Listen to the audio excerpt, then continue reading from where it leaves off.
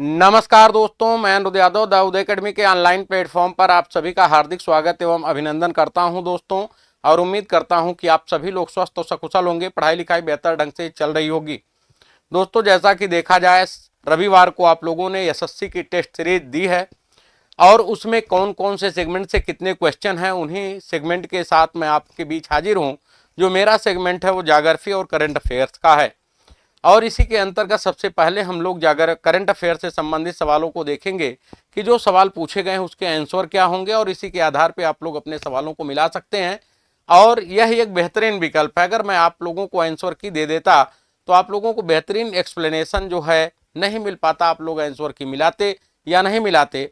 और इससे फायदा ये क्या हो रहा है कि आप लोग जो है यूट्यूब के माध्यम से उसे जब मिलाएंगे तो एक बार रिवीजन हो जाएगा और एग्जाम तक आपके जो है सवाल काफी अधिक तैयार हो जाएंगे, यह हम उम्मीद और विश्वास करते हैं। चलिए इसी के साथ पहले सवाल की ओर चलते हैं। यहाँ पर पहला सवाल है, भारत ने हाल ही में कम दूरी की किस बैलिस्टिक मिसाइल का सफल परीक्षण किया है? तो यहाँ पर त्रिशूल है, प्रलय है, नाग है, पृथ्वी है। बताने का प्रयास करेंगे तो यहाँ पर भारत ने कौन सी मिसाइल का परीक्षण किया है? तो प्रलय। ठीक है, किसका? प्रलय। अर्थात कौन सा ऑप्शन सही है? तो बी ऑप्शन बिल्कुल सही जवाब है। ठीक है, अगला जो सवाल है, सैयद मुश्ताक अली ट्रॉफी का खिताब किस टीम ने जीता है? उत्तर प्रदेश, बिहार, पंजाब, बड़ौदा। तो ध्यान रखिएगा, सैयद मुश्ताक अली ट्रॉफी का खिताब जो है वह किसने जीता है? तो पंजाब ने जीता है। किसने जीता है? पंजाब ने जीता है। सी ऑप्शन बिल्कुल सही है। अगला सवाल है, राष्ट्रीय विधिक सेवा दिवस प्रतिवर्ष कब मनाया जाता है? 8 नवंबर, 9 नवंबर, 10 नवंबर, 11 नवंबर। तो बताने का प्रयास करेंगे कौन सा ऑप्शन सही होगा। यहां पर अगर हम बात करें तो राष्ट्रीय विधिक दिवस प्रत्येक वर्ष 9 नवंबर को मनाया जाता है। बी ऑप्शन सही है। यहां पर यह जो राष्ट्रीय विधिक दिवस है यह किसके द्वारा मनाया जाता है? तो ध्यान रखिएगा कि 1995 में सुप्रीम कोर्ट के द्वारा इसकी शुरुआत की गई। 1995 में सुप्रीम कोर्ट के द्वारा इसकी शुरुआत की गई है। के द्वारा क्या किया गया है? शुरुआत की गई है। इसमें क्या है?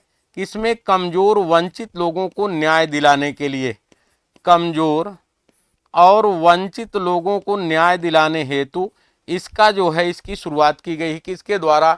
सुप्रीम कोर्ट के द्वारा, उच्चतम न्यायालय के द्वारा। ठीक है, अगला सवाल है, नवंबर 2023 में यूनेस्को ने केरल के किस शहर को साहित्यिक शहर के रूप में नामित किया है?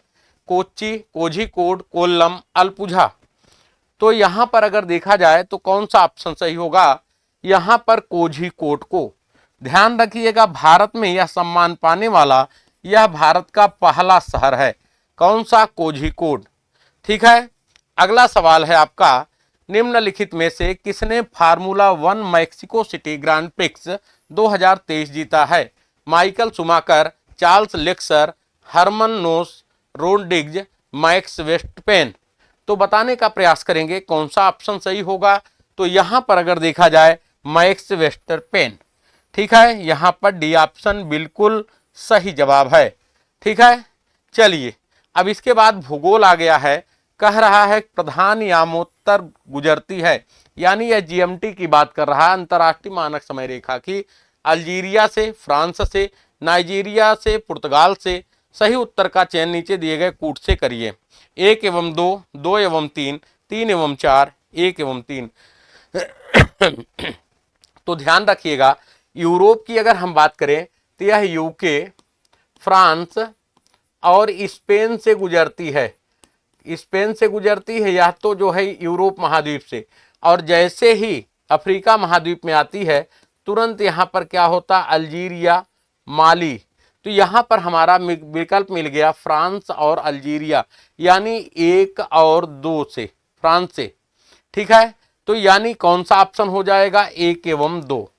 ठीक है, इसे जो प्रधान यामोत्तर के माध्यम से ही संपूर्ण विश्व में समय का निर्धारण होता है। क्लियर? अगला सवाल है, निम्नलिखित में विश्व का सबसे ऊंचा ज्वालामुखी पर्वत है? Mount Pinatubo, mount Kilimanjaro, mount ताल, माउंट कोटोपैक्सी। तो बताने का प्रयास करेंगे कौन सा ऑप्शन सही होगा। यहां पर अगर हम बात करें तो देखा जाए आपका माउंट कोटोपैक्सी या सर्वाधिक ऊंचाई पर स्थित ज्वालामुखी जो है पर्वत है, और यह विश्व का सर्वाधिक ऊंचा ज्वालामुखी पर्वत है। किलिमंजारो कहाँ पर है? तो आपका देखा जाए अफ्रीका महाद्वीप में है। अगला है हमारे सेशन का अंतिम सवाल है, जोहान्सबर्ग विख्यात है स्वर्ण खनन हेतु, टिन खनन हेतु, अभ्रक खनन हेतु, लौह अयस्क खनन हेतु। तो जोहान्सबर्ग की अगर हम बात करें तो जोहान्सबर्ग किसके लिए विख्यात है? तो स्वर्ण खनन हेतु। ए ऑप्शन बिल्कुल सही है। कहां पर है? दक्षिण अफ्रीका में। ठीक है, और दक्षिण अफ्रीका में, साउथ अफ्रीका में ही एक और जगह का नाम है किम्बरले। कौन सा है? किम्बरले। किम्बरले किसके लिए जाना जाता है?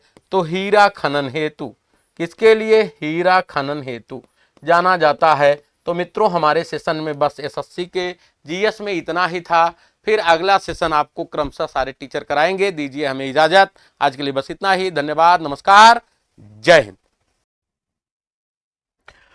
वेलकम प्यारे बच्चों, आप सभी का स्वागत और अभिनंदन है। ये प्रश्नों की सीरीज है जिसमें इतिहास के प्रश्न जो है कि क्वेश्चन नंबर 16 से दिखाई देते हैं, और क्वेश्चन नंबर 16 आपके सामने उपस्थित है बेटा। इसमें पूछा गया है कि जो है कि चचनामा में कौन सी विजय के इतिहास का रिकॉर्ड है? तो चचनामा अरब आक्रमणों के बारे में बताती है। हालांकि चचनामा के लेखक के बारे में ज्ञात नहीं है। कुछ ने कहा है कि एक सैनिक था। हालांकि दाहिर जो सिंध का राजा है उसके पिता का नाम भी था, लेकिन इसमें बड़ा जो है कि विवाद है। लेकिन इतना निश्चित है कि चचनामा अरब आक्रमणों से संबंधित है। और किस अरब आक्रमणों से? इसकी जानकारी मिलती है कि भारत के सिंध क्षेत्र में जब अरबों ने आक्रमण किया तो उसका वर्णन किसमें मिलता है? चचनामा में मिलता है। क्वेश्चन नंबर 17 में आ जाइए। पृथ्वीराज चौहान को मोहम्मद गोरी ने किस युद्ध में हराया? तो बेटा पृथ्वीराज चौहान 1191 में पृथ्वीराज चौहान ने गोरी को हरा दिया था। ठीक है ना। और क्वेश्चन पूछा जा रहा है कि पृथ्वीराज चौहान को मोहम्मद गोरी ने किस युद्ध में हराया? इसके बाद तराइन का द्वितीय युद्ध हुआ 1192 में। इसी युद्ध में पृथ्वीराज चौहान मोहम्मद गोरी से हार जाते हैं।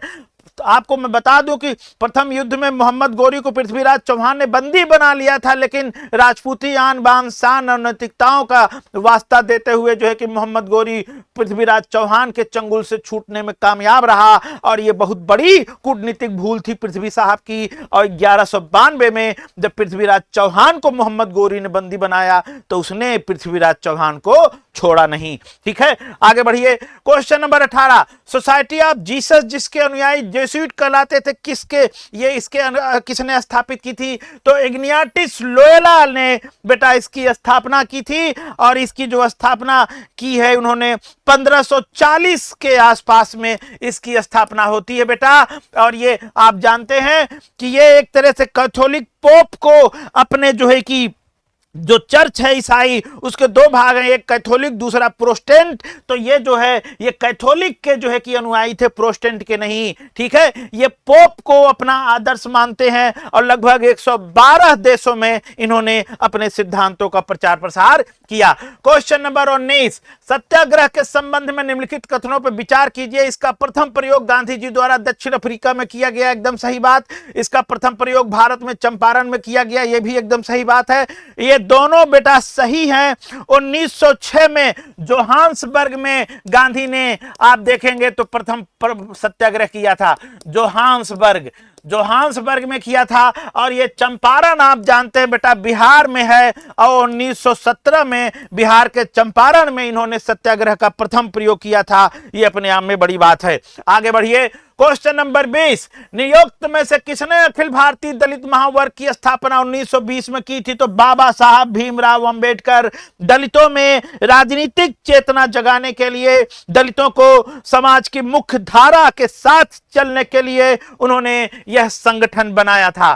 क्वेश्चन नंबर 21, द्वैध शासन किस गवर्नमेंट ऑफ इंडिया एक्ट द्वारा लागू किया गया? तो ये बेटा 1919 के वर्ष में लागू किया गया। इसमें यह था कि प्रांतीय सरकारों को केंद्र सरकारों से कुछ छूट मिलती है। इसके पहले आप देखेंगे कि प्रांतीय सरकारें पूरी तरह से केंद्र सरकार के अधीन थी, परंतु इसमें कुछ विषयों को अलग किया गया। द्वैध का मतलब होता है दोहरा।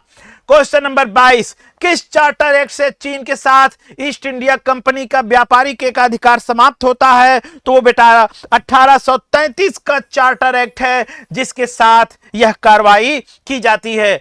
निम्नलिखित में से किस अधिनियम के द्वारा बिना मुकदमा और दोष सिद्ध की विधि की बात कर रहे हैं बेटा? Rowlatt act 1919। मैंने आपको बताया है कि इसमें बिना अपील, बिना दलील, बिना वकील के 2 वर्ष के लिए मात्र शक के आधार पर जेल के अंदर डाल दिया जाता था। और इसी कार्रवाई में आप जानते हैं बेटा कि जलियांवाला बाग हत्याकांड हुआ था और जिससे पूरा भारत, पूरा देश स्तब्ध रह गया था। क्वेश्चन नंबर 24, खुला बाजार कार्रवाई से क्या तात्पर्य है? ओह सॉरी, ये तो लग रहा है कि इकोनॉमिक्स का क्वेश्चन आ गया। चलिए बेटा, बस यहीं तक। आपको मंगल कामनाओं और शुभकामनाओं के साथ जय हिंद, जय भारत। नमस्कार दोस्तों, मैं Indresh Maurya. The Uday academy पर आप सभी लोगों का स्वागत, अभिनंदन है। हम लोग एसएससी में जो प्रश्न पूछे गए थे टेस्ट के अंतर्गत, उसका हम लोग सलूशन देखेंगे, लाइव सलूशन। तो जितने भी लोग जुड़े हुए हैं सभी लोग एक बार सेशन को लाइक और शेयर कर दें। एक एक प्रश्नों को देखते हुए हम लोग आगे चलते हैं। पहला प्रश्न हम लोग देखते हैं कि पहला प्रश्न क्या है। तो पहला प्रश्न है, संपत्ति के अधिकार से संबंधित है। संपत्ति के अधिकार से संबंधित है 21वां संविधान संशोधन, 36वां संविधान संशोधन, 44वां संविधान संशोधन, 52वां संविधान संशोधन। अब सबसे पहले हम लोग देखते हैं कि ये जो संपत्ति का अधिकार है, संपत्ति का अधिकार, यह पहले कौन सा अधिकार रहता है? तो संपत्ति का अधिकार पहले जो है एक मौलिक अधिकार रहता है, फंडामेंटल राइट्स रहता है, मौलिक अधिकार। और इसका उल्लेख 2 अनुच्छेद में मिलता है। एक अनुच्छेद 19(1) का चा मिलता है और एक अनुच्छेद 31 मिलता है। यह 2 अनुच्छेद में संपत्ति के अधिकार का उल्लेख रहता है। लेकिन 44वें संविधान संशोधन, 44वें संविधान संशोधन और 44वां संविधान संशोधन कब है? 1978 है। 44वें संविधान संशोधन 1978 द्वारा इसे कौन सा अधिकार बनाया जाता है? विधिक अधिकार बनाया जाता है या कानूनी अधिकार बनाया जाता है। और इसका उल्लेख किस अनुच्छेद में किया जाता है? 300 का में इसका उल्लेख किया जाता है। तो यहां पर कौन सा रिलेशन हो गया? अब यहां पर हम लोग देखेंगे, यहां पर हम सी विकल्प को सही करेंगे। यहां पर सी विकल्प क्या है? सही है, सही है। अब हम लोग अगले क्वेश्चन की तरफ बढ़ते। स्क्रीन पर अगला क्वेश्चन सभी लोग देखें। दल बदल पर रोक लगाई गई, दल बदल पर रोक लगाई गई। अब सबसे पहले हम लोग देखते हैं कि दल बदल से संबंधित अनुसूची कौन सी है। तो दल बदल से संबंधित अनुसूची जो है वह 10वीं अनुसूची है, 10वीं अनुसूची है दल बदल से संबंधित। अब 10वीं अनुसूची को संविधान में कब जोड़ा गया? तो इसको जोड़ा गया है 52वां संविधान संशोधन 1985 में इसको जोड़ा गया 10वीं अनुसूची को। यह दल बदल से संबंधित है। और इस समय भारत के प्रधानमंत्री कौन है?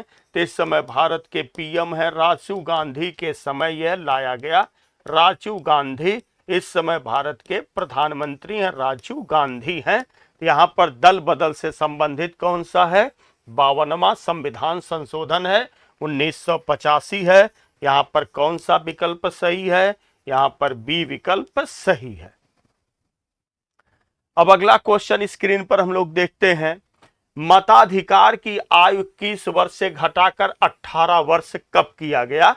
तो हम लोग देखते हैं कि पहले मतदान की उम्र कितनी रहती है। तो पहले मतदान की उम्र 21 वर्ष रहती है। वर्तमान समय में मतदान की उम्र कितनी है? तो वर्तमान समय में 18 वर्ष है। अब ये कब घटाया गया? तो 61वां संविधान संशोधन द्वारा घटाया गया। और 61वां संविधान संशोधन कब है? 1988 है। और यह किसके समय आया था? राजीव गांधी के समय लाया गया। और इसके लिए एक कमेटी बनी थी, समिति बनी थी। उस समिति का नाम है तारकुंडे समिति की सिफारिश पर, तारकुंडे समिति की सिफारिश पर तारकुंडे कमेटी बनी थी। तारकुंडे समिति ने ही मतदान की उम्र को घटाने की सिफारिश की थी। और यह लागू कब से है, तो यह देखेंगे, यह लागू है 1989 से। यह संविधान संशोधन क्या है, लागू है। तो यहाँ पर हम कौन सा विकल्प सही करेंगे, यहाँ पर हम 61वां संविधान संशोधन, यहाँ पर हम ए विकल्प को क्या करेंगे, सही करेंगे। तो जितने भी लोग देख रहे हैं सभी लोग एक बार सेशन को लाइक और शेयर कर दें।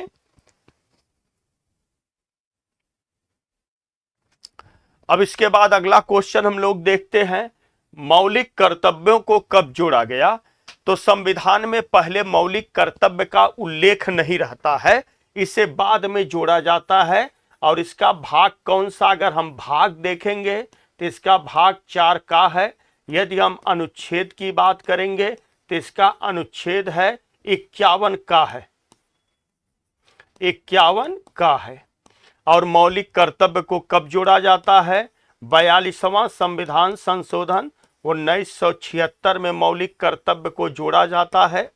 और किस समिति की सिफारिश पर जोड़ा जाता है, तो यह समिति कौन सी है, स्वर्ण सिंह समिति है। स्वर्ण सिंह समिति की सिफारिश पर जोड़ा जाता है। स्वर्ण सिंह समिति की सिफारिश पर इसे क्या किया जाता है, जोड़ा जाता है। तो यहाँ पर हम लोग देखेंगे कौन सा संविधान विकल्प सही हुआ, तो यहाँ पर सी विकल्प क्या है, सही है। सी इज राइट आंसर, यहाँ पर सी विकल्प सही है। अब हम लोग अगले क्वेश्चन को देखते हैं। अब जितने भी क्वेश्चन आपके एसएससी में पूछे गए थे इंडियन पॉलिटी से संबंधित, वो सारे प्रश्नों पर चर्चा हो गई। और जो भी लोग वीडियो को देख रहे हैं वह एक बार सेशन को शेयर कर दिया करिए। वही टीचर की क्या होती है, मेहनताना होती है, और टीचर को एनर्जी मिलती है, तो टीचर उत्साह के साथ कार्य करता है। हम फिर अगली वीडियो में मिलेंगे, तब तक के लिए इजाजत दीजिए। जय Hind. Hello everyone, welcome you all. मैं श्वेता जायसवाल आप सभी का हमारे online platform the Uday academy में स्वागत करती हूँ। सो बच्चे, हम सब क्या कर रहे हैं, हम सब अपने एसएससी का जो अभी लास्ट आप लोग का एक टेस्ट हुआ था उसके सॉल्यूशन की तरफ मूव कर रहे हैं, जिसमें आप सभी को ये समझ में आएगा कि आप लोगों ने कितने सारे क्वेश्चंस को राइट किया था और कितने सारे क्वेश्चंस को रॉन्ग किए थे। ठीक है, सो अपने क्वेश्चंस को मैच करा लीजिएगा एंड अभी हम अपने क्वेश्चंस की तरफ मूव करते हैं। तो फर्स्ट हमारा जो क्वेश्चन साइंस का था उसमें आपका पहला क्वेश्चन ये बोल रहा था कि किसी कवक की कोशिका भित्ति पातु में से भिन्न होती है क्योंकि इसमें क्या पाया जाता है। ठीक है, अब मेन यहाँ पे बात की जाए बच्चे तो आपको ये देखना है, पहले यहाँ पे बात की जा रही है कोशिका भित्ति की। ठीक है, तो यहाँ पे कोशिका भित्ति की बात करते हैं, इसको इंग्लिश में बोलते हैं सेल वॉल। ठीक है, क्या बोलते हैं, सेल वॉल। अब यहाँ पे हम बात कर रहे हैं कि जो कवक की आपकी जो कोशिका भित्ति होती है, जो लेयर होती है, अब ये कोशिका भित्ति आखिर एक चीज और होता है कि कोशिका भित्ति एनिमल्स में नहीं पाई जाती, एनिमल्स में एब्सेंट होता है। ठीक है, एनिमल्स में क्या होते हैं, एब्सेंट होते हैं। जो उनकी सबसे बाहरी लेयर होती है वो उनमें एब्सेंट होते हैं। रीजन, क्योंकि हमारे पास देखिए ऑलरेडी दिमाग होता है, तो कोशिका भित्ति का होना मतलब वो हमारे लिए प्रोटेक्शन का काम करता है। जैसे पौधों में कोशिका भित्ति पाई जाती है, वो क्या करता है, वो उनमें प्रोटेक्शन का काम करता है। जैसे कि अब मान लीजिए कि हमारे एक पूरा का पूरा आप समझ लीजिए उसमें आवरण का काम करता है, जो भी अंदर की चीजें होती है उनको प्रोटेक्ट करता है कि वो बाहर की चीजों से इफेक्ट ना हो, मतलब इफेक्ट ना हो। अब वहां पे क्या करना है, जैसे जो पौधा होता है वो जाहिर सी बात है जहां पे ग्रो कर रहा है वहीं पे उसके पास ना ही हाथ है ना पैर है, वो चल तो सकता नहीं कि आंधी आ रही तो वो चल जाए, बारिश हो रही है तो वो आगे आगे चल के अपने आप को शेड के अंदर रख ले। तो होता क्या है कि उनके चारों तरफ एक कोशिका भित्ति पाई जाती है जिससे वो क्या करते हैं, अपने आप को बचा के रखते हैं, जिससे उनका जो भी न्यूट्रिशन है, उनके सेल्स जो है वो बर्स्ट नहीं होते हैं। तो यहाँ पे हर एक ऑब्जेक्ट में, जैसे आप यहाँ पे मान लीजिए कोशिका भित्ति की जो बात, कवक की जो बात की जा रही है, फंगस की जो बात की जा रही है, इनमें आपसे पूछा हुआ है कि इनमें कौन सा कोशिका भित्ति पाई जाती है जो कि बाकी प्लांट से डिफरेंस होती है। अब अगर प्लांट की बात करें तो प्लांट में पाया जाता है क्या, सेलुलोज। ठीक है, सेलुलोज एक तरीके का आपको कार्बोहाइड्रेट होता है जो कि पॉलीसैकेराइड्स होते हैं। अब पॉलीसैकेराइड्स क्या होते हैं, कार्बोहाइड्रेट का ही टाइप होता है जो कि आपका थर्ड टाइप होता है। फर्स्ट आपका होता है कौन सा कार्बोहाइड्रेट का, वो होता है mono, and the second is di, and the third is poly. ठीक है, अब यहाँ पे एक चीज और ध्यान रखिएगा आपको, इसको आप ओलिगो भी कहते हैं। ठीक, ये 2-3 तरीके के आपके क्या होते हैं कार्बोहाइड्रेट्स पाए जाते, जिसमें ये पॉलीसैकेराइड्स जो होते हैं वो होते हैं आपके सेलुलोज। सेलुलोज की जो सबसे मतलब सेलुलोज जो होता है वो प्लांट्स के सबसे बाहरी लेयर में पाया जाता है। आप मान के चलिए अगर ये एक सेल है तो इसमें अगर ये प्लांट सेल को हम लेके चल रहे हैं तो प्लांट सेल में सबसे बाहरी जो लेयर होती है उसको हम बोलते हैं सेल वॉल, ठीक है, कोशिका भित्ति। और उसके बाद ये वाली जो लेयर होती है इसको हम बोलते हैं सेल मेम्ब्रेन। क्या बोलते हैं? Cell membrane.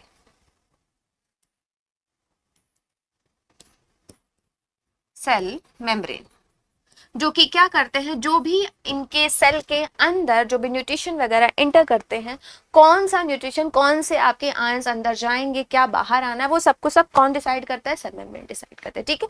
अब यहाँ पे आपसे ये पूछा हुआ है कि कवक में कौन सी आपकी कोशिका भित्ति पाई जाती है, तो पौधों से भिन्न होती है, तो वो होगा आपका कौन सा? कोलेस्ट्रॉल, ठीक है, सॉरी काइटिन, ठीक है, काइटिन होगी यहाँ पे। और ऑप्शन 2, जिन बच्चों ने ऑप्शन 2 लगाया होगा उन सभी का राइट होगा, और जिन बच्चों ने अभी पढ़ लिया होगा उन्होंने काइटिन ही लगाया होगा, वहां पे कोई गलत होने की गुंजाइश हो ही नहीं सकती। अब यहाँ पे कोलेस्ट्रॉल और ग्लाइकोजन की अगर हम बात करें तो ग्लाइकोजन हमारी बॉडी में स्टोर होता है। जब ग्लूकोज की मात्रा एक्सेस हो जाती है, ठीक है, जब ग्लूकोज की मात्रा एक्सेस हो जाती है तो ये कन्वर्ट हो जाता है आपके ग्लाइकोजन में। किसमें कन्वर्ट हो जाता है? ग्लाइकोजन में, ठीक। तो ये क्या होता है? ये हमारी बॉडी में स्टोर होता है। स्टोर कहाँ पे होता है? लीवर, ठीक है, ये कहाँ पे स्टोर होता है? लीवर में।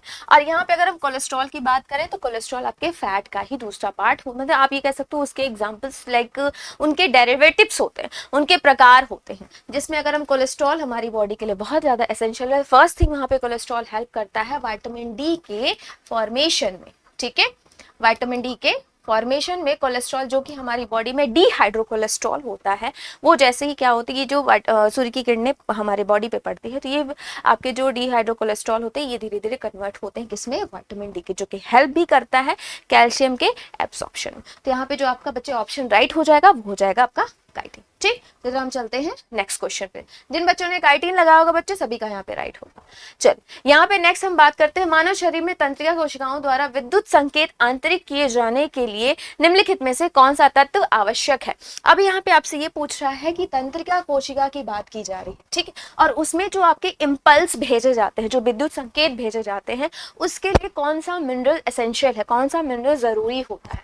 अगर बच्चे आपने मिनरल्स पढ़ा होगा तो उस मिनरल्स में आपने कई सारी चीजें देखी होंगी, जिसमें हम सोडियम हो गया, पोटेशियम हो गया, मैग्नीशियम हो गया, मैंगनीज हो गया, सेलेनियम हो गया, मोलिब्डेनम हो गया, कॉपर हो गया, ये सारा सब कुछ हमने पढ़ा, जिनका अलग अलग काम होता है हमारे बॉडी में।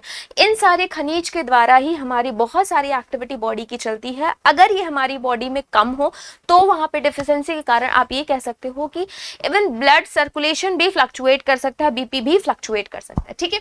तो यहाँ पे आप देखिए जैसे जो मानव शरीर में आपकी तंत्रिका कोशिका द्वारा जो विद्युत संकेत आंतरिक किए जाने वाले निम्नलिखित में कौन सा तत्व जरूरी होता है, तो इनमें जो तंत्रिका कोशिका की जो कोशिका होती है उसको बोलते हैं न्यूरॉन। क्या कहते हैं? न्यूरॉन।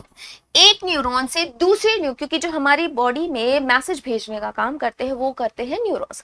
एक न्यूरॉन से दूसरे न्यूरॉन्स तक जो मैसेज भेज जाते हैं वो आपके बीच में आते हैं न्यूरोट्रांसमीटर। ये न्यूरोट्रांसमीटर हेल्प करते हैं आपके कि जो भी आपके मैसेज, जैसे आपने यहाँ पे फील टच हुआ, आपको तुरंत आपके ब्रेन तक बात पहुंची कि भाई आपको समझ में आ गया कि यहाँ पे हमें चोट लगी या फिर टच हुआ है, तो ये कैसे यहाँ डायरेक्ट हमारे ब्रेन तक पहुंचा। यहाँ पे आपके 3 न्यूरॉन्स जो है वो काम करते हैं। पहला होता है आपका मोटर न्यूरॉन्स, दूसरा होता है आपका रिले न्यूरॉन्स, तीसरा होता है आपका ये सेंसरी न्यूरॉन, जो कि प्रॉपर इनके कोऑर्डिनेशन से मैसेज एक दूसरे से पूरे बॉडी में आपके लाइक ब्रेन से आपके मसल्स तक पूरे बॉडी में पहुंचते हैं कि आपको किस तरीके से कैसे रिएक्ट करना है, ठीक।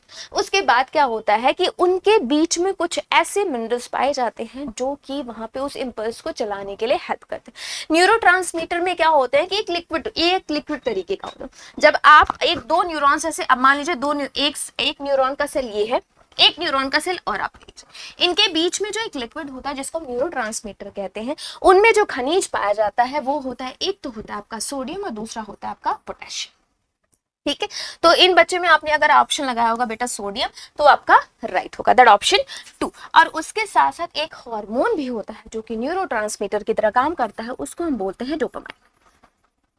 ठीक है, डोपामाइन जो कि हेल्प करता है। इवन इसको हम एडिक्टिव हार्मोन्स भी कहते हैं, लत का हार्मोन्स भी कहते हैं, चाहे वो अच्छी आदत हो या फिर बुरी आदत हो। अब बाकी अगर आप देखें जैसे लिथियम हो गया, रुबीडियम हो गया, सीजियम हो गया, ये क्या होते हैं, ये जो हमारी पीरियोडिक टेबल होती है, पीरियोडिक टेबल में जो फर्स्ट ए के एलिमेंट्स होते हैं, जिसमें आप ऊपर से देखोगे तो हाइड्रोजन, लिथियम, सोडियम, पोटेशियम, आपके रुबीडियम, सीजियम, फ्रांसियम, ये सारे आते हैं, वो एक तरीके के आपके प्रॉपर मेटल होते हैं। सारे ही सारे आपके फर्स्ट ए में पाए जाते हैं, जिनका एक प्रॉपर अगर देखा जाए तो सॉफ्ट भी होते हैं, बट बाकी सब एक तरीके के क्या होते हैं हमारी बॉडी में उतना एसेंशियल नहीं है। लेकिन सोडियम एक तरीके से हम लेते हैं किसके थ्रू, अगर इसमें आप देखो तो हम किससे लेते हैं, या हम सोडियम क्लोराइड लेते हैं ना, जो कि किस में पाया जाता है, सॉल्ट में।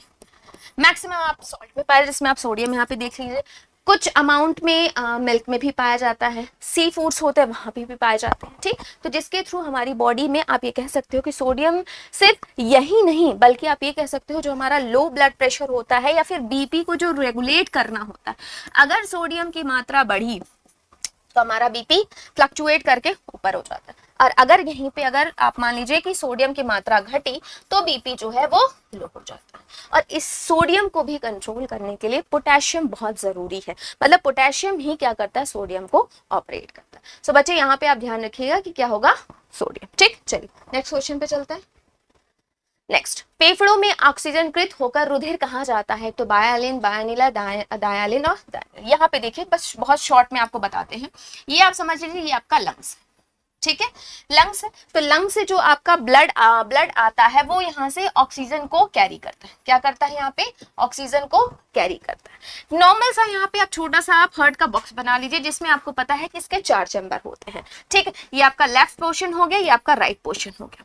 ठीक है, ये आपका लेफ्ट एट्रियम हो गया, ये आपका लेफ्ट वेंट्रिकल हो गया, ये आपका राइट एट्रियम हो गया, ये आपका लेफ्ट राइट वेंट्रिकल हो गया। ठीक है, तो इसमें क्या होता है, जब यहाँ से आप ही बस यहाँ पे देख के बताइएगा कि यहाँ से जो ऑक्सीजनेटेड ब्लड इस वाले पाइप से इस वाले सेक्शन में आ रहा है, तो सबसे पहले वो कहाँ जा रहा है, यही तो आपसे पूछ रहा है ना, तो वो बायालिन में जाएगा या डायानिल। तो बाया वाली की तो बात ही खत्म हो गई, क्योंकि राइट वाले सेक्शन में जाएगा ही नहीं, क्योंकि ऑक्सीजन कृत की बात हो जा रही है।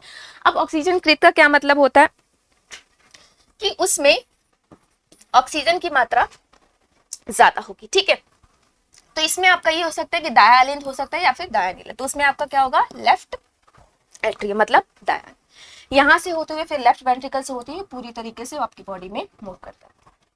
तो बच्चे ये हो गया आपके साइंस में जो एसएससी के क्वेश्चन थे, उन सबको हमने कंप्लीट कर लिया। आप लोग मैच करा लीजिएगा, जिनका सही होगा उनके लिए all the best and thank you so much. Thank you.